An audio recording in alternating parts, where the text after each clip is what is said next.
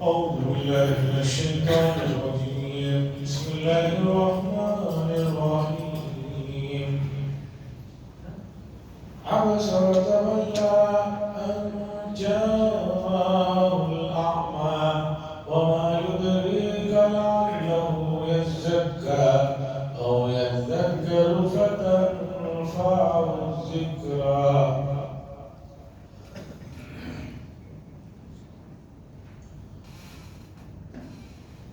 حضرات، قرآن مجید کے 30ویں پارے میں بہت سی صورتیں ہیں اور اکثر ان میں مکی صورتیں ہیں، اور جو صورتیں بہت چھوٹی نظر آتی ہیں مضمون کے لحاظ سے، اس کے اندر جو پیغام ہے بہت بڑا ہے. مثلا چھوٹی صورتوں میں سورہ اخلاص بھی قل هو اللہ احد، رسول اللہ صلی اللہ علیہ وسلم نے فرمایا یہ 1/3 قرآن مجید کا مضمون اپنے اندر رکھتا ہے. یعنی قرآن کے جو 3 بنیادی مضامین ہیں، توحید، رسالت، آخرت، تو یہ پوری سورت توحید پر مشتمل ہے. یعنی 1/3 مضمون اس کے اندر ہے. اور یہیں سے یہ مسئلہ بھی ذرا سمجھتے چلے کہ 3 مرتبہ سورہ اخلاص پڑھنے سے یہ قرآن مجید کا ثواب ملتا ہے. تو اس کا مطلب کیا ہے کہ ایک آدمی پورا قرآن بیٹھ کر پڑھ رہا ہے اور ایک آدمی 3 مرتبہ سورہ اخلاص پڑھ لیا تو کیا ثواب میں دونوں برابر ہو جائیں گے؟ اکثر لوگ ایسا ہی سمجھتے ہیں کہ 3 مرتبہ سورہ اخلاص پڑھ لو پورے قرآن کا ثواب، تو پورا قرآن پڑھنے کی ضرورت. بعض لوگ کہتے ہیں یہ لوگ اتنی محنت سے پڑھ رہے ہیں، میں 5-7 منٹ میں جو ہے 2 قرآن پڑھ کر آ گیا. بلکہ بہت سے مساجد میں ایک چھوٹی سی جیب میں رکھنے والے سائز میں، پاکٹ سائز میں ایک کتابچہ ہے. یہاں تو نظر نہیں آ رہی، اکثر مساجد میں دیکھتا ہوں جس میں لکھا رہتا ہے 9 منٹ میں 1,32,00,000 نیکیوں کا نسخہ. اس میں سورہ اخلاص لکھا ہوا ہے، ایک خاص درود لکھا ہوا ہے، ایک خاص کوئی دعا لکھی ہوئی ہے کہ بھئی اتنا پڑھ لو. 9 منٹ کا وہ پڑھنے کی ترتیب ہے. جلدی پڑھنے والا تو شاید 5 منٹ میں بھی پڑھ لے، تو 5 منٹ میں 1,32,36,00,000 نیکیاں آپ کے نام اعمال میں جمع ہو جائیں.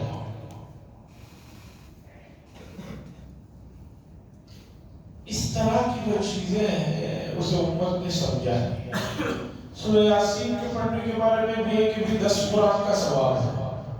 تو کیا ایک آدمی 1 مرتبہ سورہ یاسین پڑھ لیا اور ایک آدمی 10 مرتبہ پورا قرآن پڑھتا ہے، کہ دونوں برابر ہیں؟ اسی طرح اذا زلزلت الارض زلزالها، اس سورت کے بھی فضائل میں ہے کہ 4 مرتبہ پڑھو قرآن کا ثواب.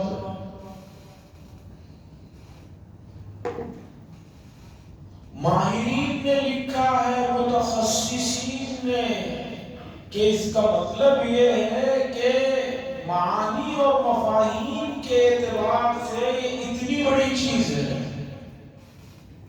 اس لیے نہیں یہ باتیں لکھی ہے کہ آپ پورا قرآن مجید پڑھنا چھوڑ دیں اور صرف 3 مرتبہ یہ پڑھ لیے، 2 مرتبہ وہ پڑھ لیے، 1 مرتبہ یہ پڑھ کر یہ سمجھنے لگیں کہ میں نے اتنا ثواب کما لیا اور 9 منٹ میں 1,36,00,000 نیکیاں جمع کر لیا.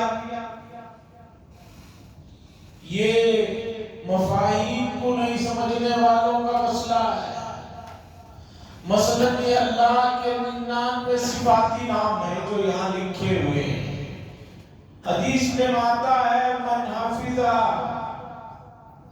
جو اللہ کے ان ناموں کو یاد کر لے، حفظ کر لے، اس کے لیے جنت ہے.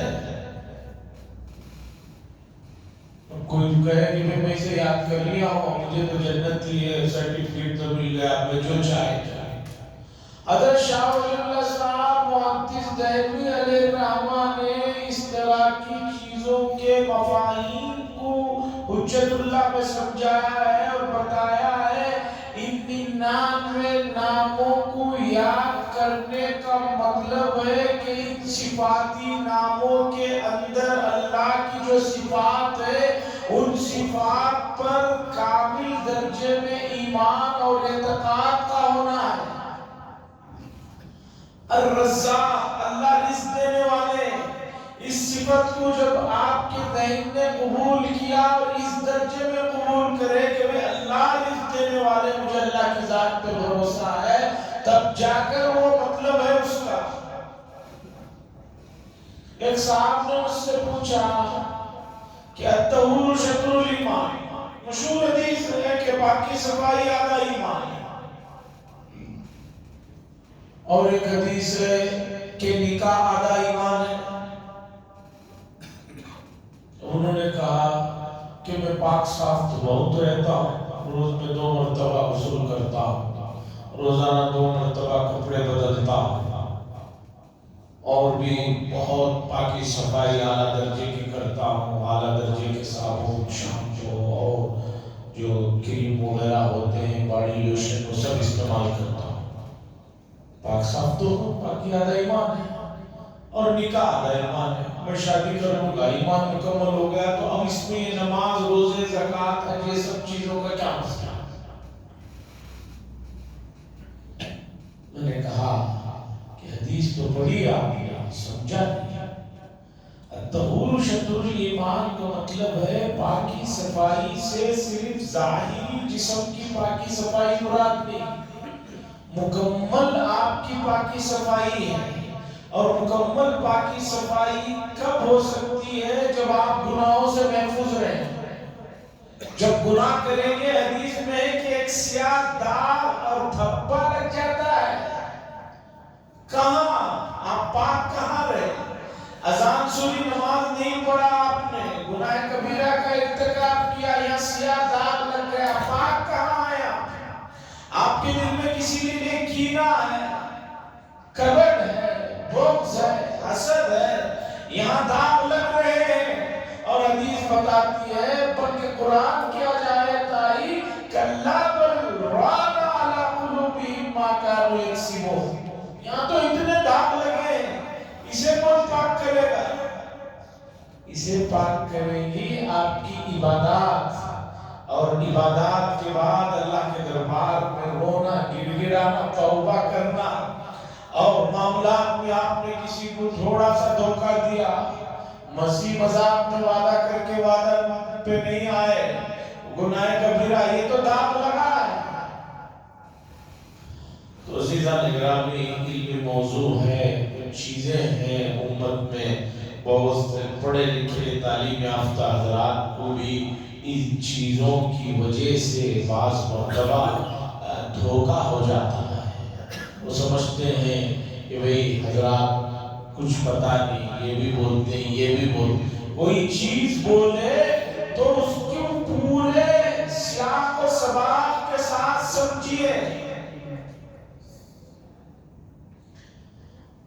رسول اللہ صلی اللہ علیہ وسلم سے پوچھا گیا کہ آپ کو کیا چیزیں سب سے زیادہ پسند ہیں؟ آپ نے فرمایا 3 چیزیں، ایک خوشبو، دوسرے نماز، اور تیسری عورت۔ اس حدیث کو عام طور پر لوگ نہیں سمجھتے۔ رسول اللہ صلی اللہ علیہ وسلم عرب کے اس ماحول میں، اس حالات میں جہاں عورتوں کو جانوروں سے بدتر سمجھا جاتا تھا، جن کے ساتھ بیٹھ کر کھانا پینا یہ سب چیزیں عیب سمجھی جاتی تھی، کچھ پوچھنا عیب سمجھا جاتا تھا، رسول اللہ صلی اللہ علیہ وسلم نے ایسے معاشرے میں، ایسے کلچر میں، ایسے ماحول میں اپنی پسندیدہ چیزوں میں عورت کا لفظ بول رہے ہیں، تو یہ چیزیں اس معاشرے، اس کلچر کو رکھ کر سوچیں گے تو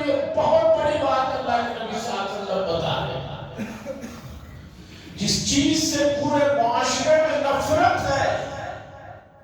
عام طور پر اس معاشرے کو اور اس ماحول کو نہ سمجھنے کی وجہ سے لفظ عورت سن کر بعض چھوٹا ذہن قسم کے لوگ جنہوں نے اعتراض کر دیا وہ یہ کر دیتے ہیں کہ رسول اللہ صلی اللہ علیہ وسلم کیا فرما رہے ہیں.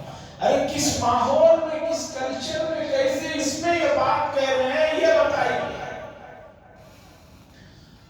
تو بہرحال حاضرین اکرام، قرآن و حدیث کو سمجھیے اور اللہ جزائے خیر دے. محدثین کو، مفسرین کو، ان لوگوں نے بڑی محنت کی، بڑا مجاہدہ کیا. وہ تمام سوالات جو آج کے 50 سال بعد بھی آپ کو پیدا ہو سکتے ہیں، جدید ذہن والوں کو ہو سکتے ہیں، ان تمام جوابات کو ان محدثین نے سوال بنا کر جواب اسے.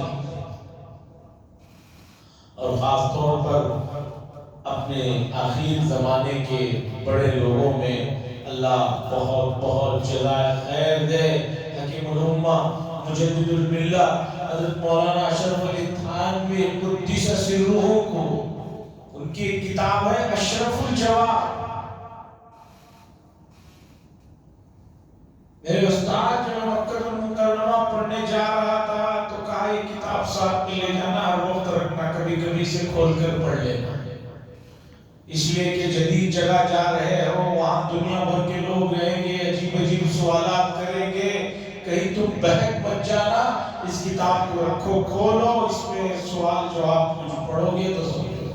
حضرت تھانوی رحمۃ اللہ علیہ نے تمام علمی اشکالات، جو سوالات ہوتے ہیں، انہوں نے سوال بھی رکھا، اس کے بعد اس کا جواب بھی رکھا. بڑی پیاری اور بے مثال کتاب، پڑھنا چاہیے. جن کی اردو اچھی ہے، میرا مشورہ ہے ان کو ضرور اس کتاب کو پڑھیں.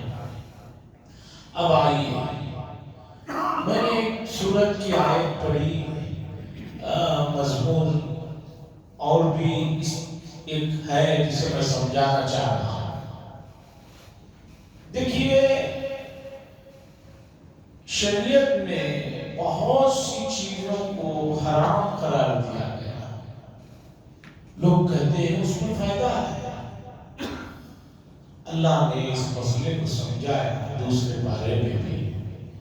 کسی چیز میں فائدہ ہونا یہ تو دیکھ رہے ہیں، لیکن دیکھو کہ اس کے اندر نقصان کتنا ہے. اگر پتا چلا فائدے سے زیادہ نقصان ہے تو وہ چیز درست نہیں. اللہ فرماتے ہیں یسألونک عن الخمر والمیسر، اے نبی صلی اللہ علیہ وسلم آپ سے لوگ شراب اور جوے کے بارے میں پوچھتے ہیں کہ شراب اور جوا کیسا ہے، جائز ہے کہ نہیں ہے، درست ہے کہ نہیں ہے. قل، اے نبی صلی اللہ علیہ وسلم آپ فرما دیجیے فی اسم کبیر، ان دونوں چیزوں میں بہت بڑا گناہ ہے. ومنافع للناس، ہاں کچھ فائدے بھی ہیں، اس میں کچھ فائدے بھی ہیں. شراب پینے سے آدمی تھوڑی دیر کے لیے ماورا ہو جاتا ہے، تمام چیزوں سے بھول جاتا ہے.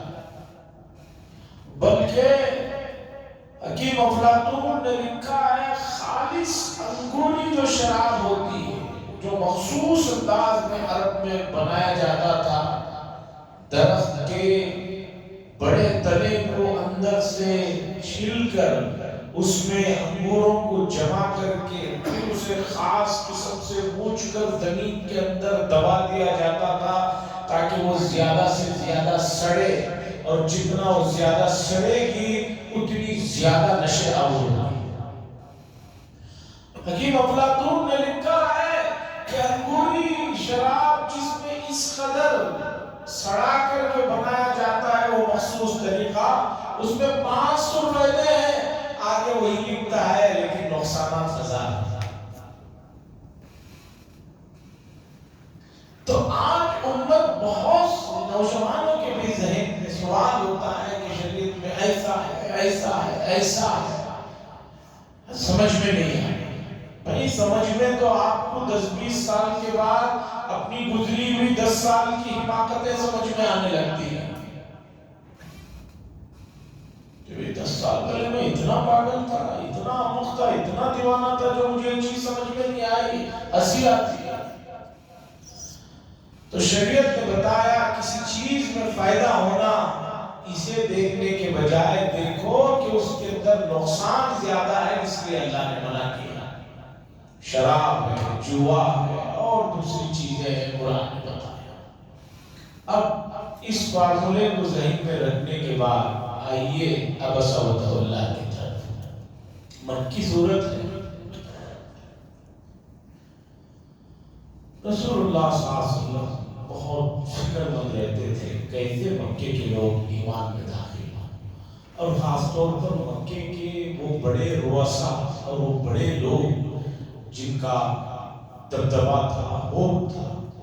اللہ کے رسول صلی اللہ علیہ وسلم چاہتے یہ کسی طرح ایمان لے آئے، اس لیے کہ یہ اگر ایمان لا لیں گے تو ان کے ماتحت جو لوگ ہیں، ان کے نیچے جو لوگ ہیں، وہ بھی سب کے سب ایمان میں داخل ہو جائیں۔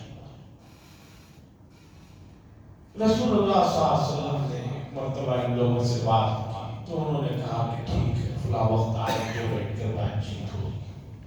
اور ان لوگوں نے شرط رکھی کہ ہم جب بات کرنے کے لیے آئے تو آپ کے پاس یہ جو ایمان لائے ہوئے آپ کے پاس جو لوگ ہیں، بہت ہی کم درجے کے لوگ، مالی اعتبار سے، خاندانی اعتبار سے اور دوسری دنیاوی حیثیتوں سے، وہ نہیں رہیں گے۔ ہم بڑے لوگ ہیں، ہمارا اسٹینڈرڈ ہے، اس کا خیال رکھیں۔ رسول اللہ صلی اللہ علیہ وسلم ان لوگوں کو بلائے، بٹھا کر بات چیت کر رہے تھے۔ اسی درمیان میں ایک مشہور صحابی حضرت عبداللہ ابن ام مکتوم رضی اللہ تعالیٰ، ظاہری بینائی نہیں تھی ان کی، آنکھوں کو بالکل نظر نہیں آتا تھا، نابینا صحابی، مکمل نابینا ہے۔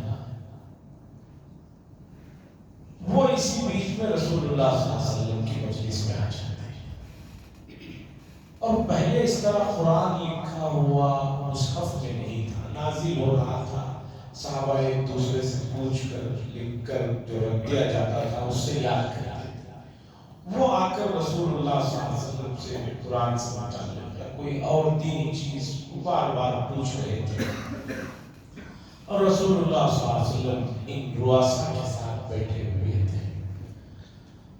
تو ان صحابی کو معلوم نہیں، نابینا ہے کہ کون بیٹھے ہوئے ہیں، کیا ہے۔ انہوں نے آ کر پوچھا، 2-3 مرتبہ انہوں نے چاہا کہ رسول اللہ صلی اللہ علیہ وسلم ان کی طرف توجہ دے، لیکن آپ ان کے ساتھ تھے اس امید سے کہ یہ لوگ ایمان لا لیں گے تو باقی لوگ بھی ایمان لا لیں گے۔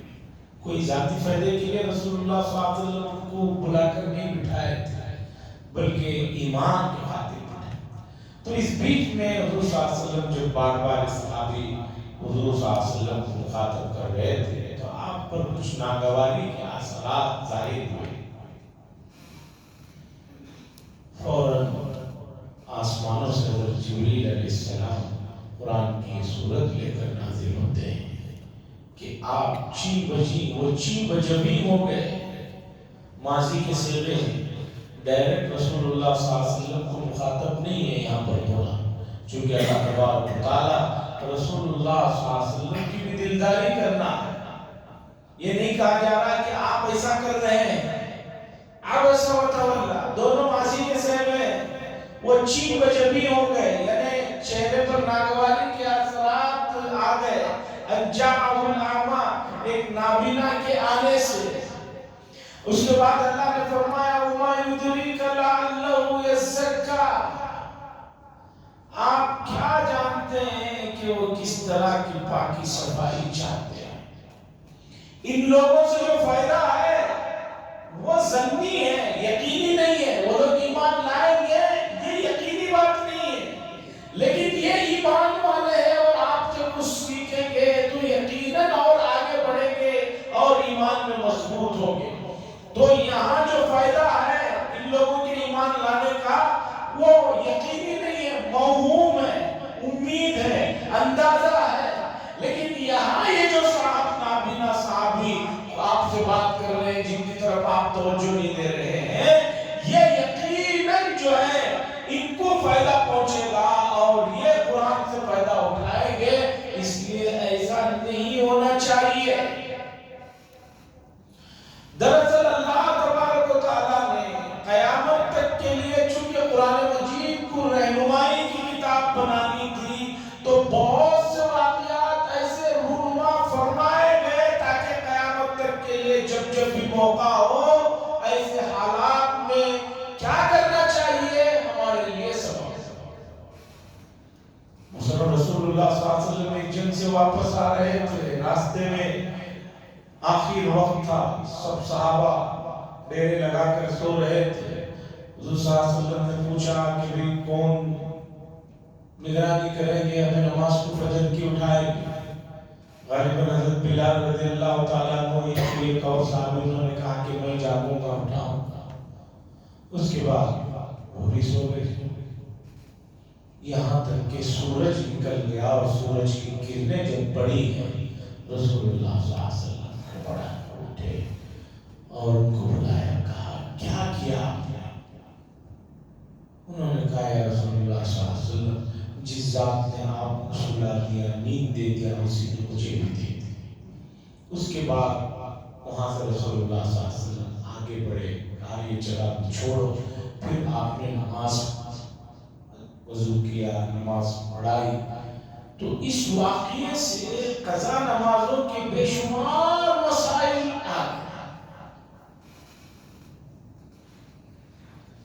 تو یہ حضرت عبداللہ ابن ام مکتوم کے واقعے نے ہمیں بتایا کہ ہم اپنی ترجیحات موہوم چیزوں پر، اندازوں پر رکھنے کے بجائے جن پر یقینی اثرات مرتب ہونے والے ہیں ان پر کام کریں. آپ اپنے ماتحت رہنے والے بچے ہیں، آپ کے رشتہ دار ہیں، دوست احباب ہیں، ان پر آپ محنت کریں گے، یقیناً اثرات اس کے بہت اچھے مرتب ہوں گے، بہت جلد اس کا رزلٹ آئے گا. بجائے اس کے کہ آپ بعض مرتبہ ان کو چھوڑ کر غیروں پر محنت کریں تو مسئلہ ہو بھی سکتا ہے، نہیں بھی ہو سکتا ہے. ان کو کامل بنائیے، یہ خود جو ہے ہر ایک ستارے کی طرح بن جائے کہ یہ دوسروں کو متاثر ہو سکے. تو قرآن و حدیث میں ایک اصول ہمارے کو ملا، وہ اصول یہ ہے یقینی نفع کے سامنے موہوم نفع کو جو ہے ترجیح نہیں دی جائے گی. اسی سے مسئلہ ہے الیقین لا یزول بالشک. ایک آدمی کو یقین ہے، اب اس میں شک ہو رہا ہے تو شک کا اعتبار نہیں. ایک آدمی باوضو بیٹھا ہوا ہے، اسے اچانک شک ہو رہا ہے کہ میرا وضو نہیں ہے. شریعت کہتی ہے کہ بھئی یہ شک ہے، اس کا کوئی اعتبار نہیں. نماز میں بھی شریعت نے کہا ایک آدمی نماز پڑھ رہا اسے شک ہے، 2 ہوئے کہ 3 ہوئے. شریعت نے کہا جس کی طرف آپ کا گمان غالب ہے یقین کی طرف، اسے مان کر 2 مان کر چلو. 2 اور 3 میں شک ہو رہا ہے تو 2 تو 100% یقینی ہے. 3 اور 4 میں شک ہو رہا ہے تو 3 تو 100% یقینی ہے، 3 کو پکڑ لو. تو اصول ہیں، قرآن و حدیث نے بڑے اصول وضع کیے ہیں. یہ تمام چیزیں اللہ جزائے خیر دے محدثین کو، اصولیین کو، مفسرین کو، انہوں نے یہ تمام چیزیں اپنے اپنے تفسیروں میں، حدیث کی تحقیقات میں اور اصول میں جمع کر دیے. اتنا جمع کر دیے ہیں کہ اب ہمیں کسی اور کی طرف یا کچھ اور کرنے کی ضرورت نہیں، بس ان کو جو ہے دیکھنا ہے اور اس میں جو چیزیں ہیں ان کے تقاضوں پر عمل کرنا ہے. کسی بھی مذہب کے آپ بنیادی کتابوں کو اٹھا کر دیکھیے، آپ کو کسی بھی معاملے میں مکمل رہنمائی نہیں ملے گی.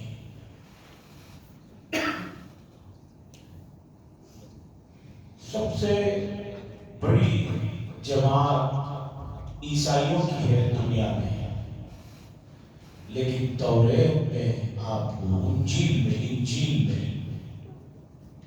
انجیل میں 2-4 مشہور واعظ و نصیحت کے علاوہ کوئی احکامات کے سلسلے میں تفصیلات نہیں ملیں گے. ہر ملک والوں نے اپنے بڑے دماغوں والوں کو بٹھایا ہے اور مسائل کو وضع کیا ہے، لیکن شریعت ایسا نہیں.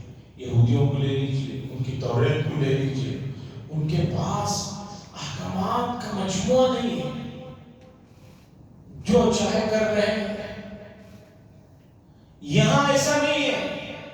یہاں پوری دنیا متفق ہو جائے مغرب کی نماز کل سے ہم 4 رکعت پڑھیں گے, نہیں چلے گا.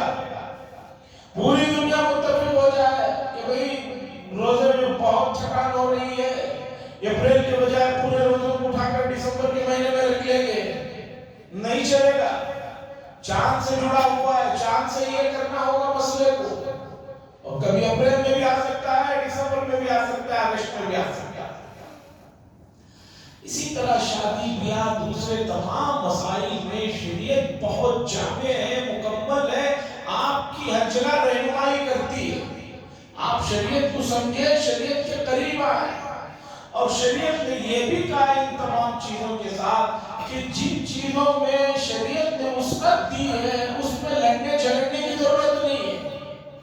امت چھوٹے مسائل میں الجھ کر رہ گئی ہے, شریعت نے کہا ان میں الجھنے کی ضرورت نہیں ہے. مثلا قرآن کی 7 قراتیں, قرآن جو پڑھا جاتا ہے 7 قراتیں مشہور ہیں. کیا مطلب؟ قرآن عربی زبان میں نازل ہوا ہے, ہم جو پڑھتے ہیں وہ قریش کی لغت ہے, قریش کا لب و لہجہ ہے, اور بھی قبیلے تھے ان کا لب و لہجہ تھا. ایک مرتبہ حضور صلی اللہ علیہ وسلم کے زمانے میں ایک صحابی قرآن پڑھ رہے تھے, وہ دوسرے لغت کے حساب سے پڑھ رہے تھے. حضرت عمر بن خطاب رضی اللہ تعالیٰ عنہ آئے, ان کو پکڑا کر کہنے لگے تم قرآن غلط پڑھ رہے ہو. انہوں نے کہا نہیں, رسول اللہ صلی اللہ علیہ وسلم نے اجازت دی ہے, آپ نے ایسا پڑھا ہے. انہوں نے کہا تم جو بات کہہ رہے ہو میں اسے نہیں مانتا. وہ حضرت عمر بن خطاب رضی اللہ تعالیٰ عنہ صحابی کو گھسیٹ کر حضور صلی اللہ علیہ وسلم کے پاس گئے.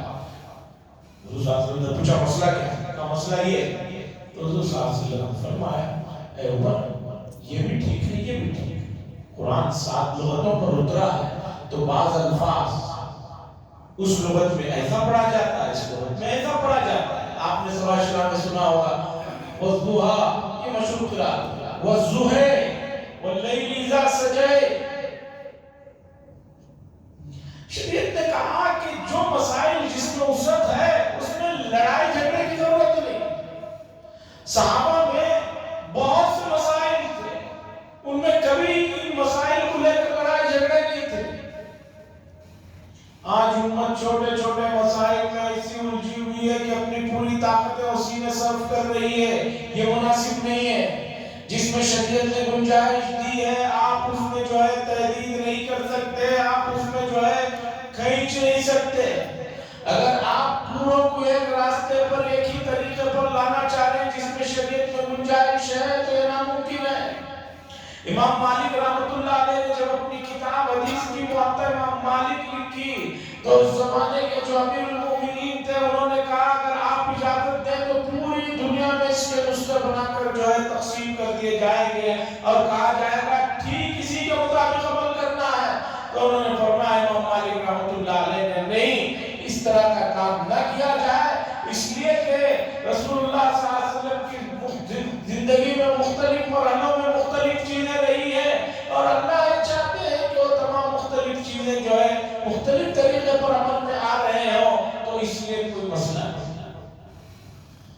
لیکن بعض چیزیں جسے لوگوں نے غلط سمجھا ہے اسے تو بتانا ہوگا.